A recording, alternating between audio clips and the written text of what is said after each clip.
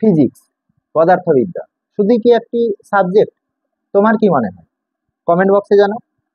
প্রতিদিন সকালে ঘুম ভাঙার থেকে রাতে ঘুমোতে যাওয়ার আগে পর্যন্ত চারপাশে পদার্থবিদ্যার ছোঁয়া।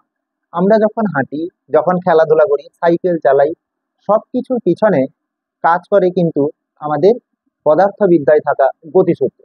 ঘরে যে আলো জ্বলে তা বিদ্যুতের কারণে, চা বানানোর জন্য জল ফুটছে তাও বিদ্যুতের কারণে, ওটাও কিন্তু একটা তাপ ও শক্তির খেলা। আসলে পদার্থবিদ্যা মানে শুধু বইয়ের সূত্র নয়, জীবনের প্রতিটি মুহূর্ত। যদি পদার্থবিদ্যা না থাকতো, আমরা আলো, বিদ্যুৎ, যানবাহন কোনো কিছুই পেতাম না। পদার্থবিদ্যা শুধু বিজ্ঞানই নয়, এটা জীবনের প্রতিদিনের একটা সঙ্গী। বিজ্ঞানকে ভালোবাসে কারণ পদার্থবিদ্যা মানেই জীবন।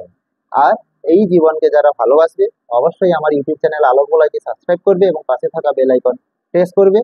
আর কমেন্ট বক্সে তোমাদের জানিয়ে দাও পদার্থবিদ্যা তোমার কেমন লাগে।